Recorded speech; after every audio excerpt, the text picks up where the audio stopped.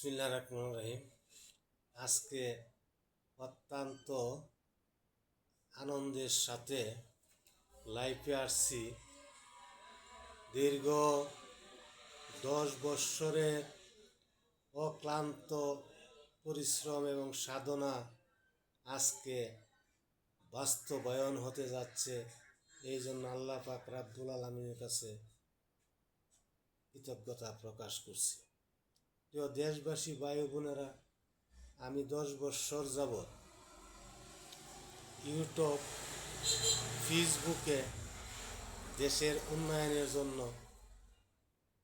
1 number রাস্তাঘাটের বেহাল দশা যেখানে দেখতে পাচ্ছি ওইখানে লাইভ করছি।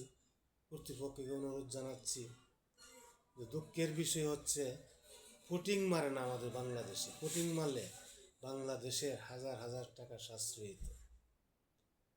চুরি, ডাকাতি, রাহাজারি, ইফটিজিং, সুদ, ঘুষ এগুলি নিয়েও অনেক লাইভ করছি।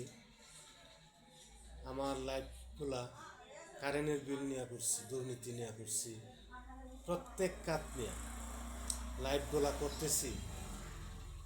শেষটা বর্তমান সরকার মহোদয় ক্ষমতা আসার পরে আমি একটা প্রস্তাব করেছিলাম দেশবাসীর কাছে, আগামী নির্বাচনে যেই দলীয় ক্ষমতা আসুক, মাননীয় প্রধান উপদেষ্টা মহোদয় ডক্টর ইউনূস সাহেবকে প্রেসিডেন্ট করা হবে।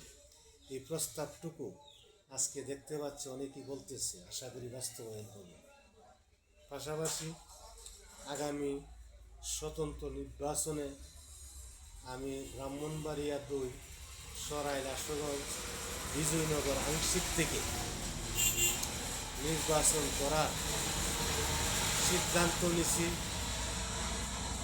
আশা করি এই নির্বাচনী এলাকার জনগণ সাদরে আমার এই প্রস্তাব গ্রহণ করবেন এবং ভোট দিয়ে জয়যুক্ত করলে আমি সংসদে আল্লাহর রহমতে যেতে পারলে আশুগঞ্জ, সরাইল, বিজয়নগর আংশিক উন্নয়নের জন্য সর্বোচ্চ উন্নয়ন আদায় করে আনবো ইনশাল্লাহ।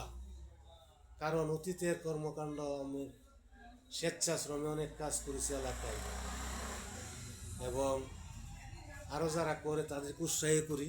আর এখন অনুরোধ জানাই রাস্তাঘাটের জন্য যারা আছেন, যার জন্য সমর্থ অনুযায়ী সরকারও দিচ্ছে, পাশাপাশি নিজেরাও দিয়া কাজগুলি করলে ভালো হবে। আমার ডাক্তারের থেকে খুব একটা অনীহা, তারা যেইভাবে ক্লিনিকগুলোতে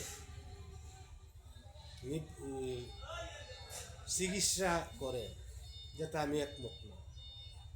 কারণ তারা অত্যন্ত ব্যয়বহুল চিকিৎসার খরচ দেখায় এই ক্লিনিকের লাভের জন্য। সুতরাং এগুলি বন্ধ করে আপনারা মিতব্যিত হয়ে সাধারণ মানুষকে সেবা দেন। সেবা তারই সাজে কবির বাসায়, পরের কারণে স্বার্থ দিয়া বলি এই জীবন মোর সকলের দাও, তার চেয়ে সুখ কোথায় কি আছে আপনার কথা বলিয়া যাও।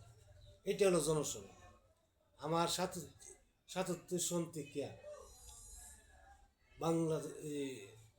আমি আরম্ভ করছি জনসেবা। এমন কোনো কাজ নাই যে আমি কথা বলি নাই।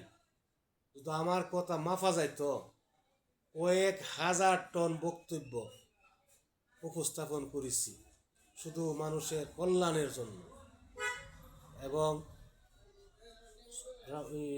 রূপারা ব্রিজ, ওরাইল ব্রিজ বাতিল হয়ে গেছিল, আমি সাত্তার সাহেবকে ফোর্স করে এই ব্রিজ দুটা ঠিক করে আনছি, যার ধরুন আজকে ওরাইল, পাঁচকিমুল, চুনটাবাসী অত্যন্ত উন্নত হচ্ছে। আর উন্নত হোক আমি দোয়া করি। পাশাপাশি আমার জন্য সবাই দোয়া করবেন।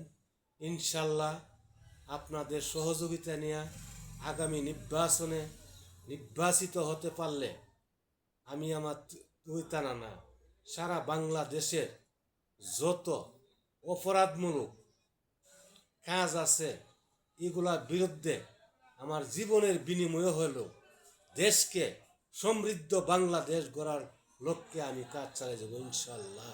আল্লাহ হাফিজ, সবাই ভালো থাকবেন।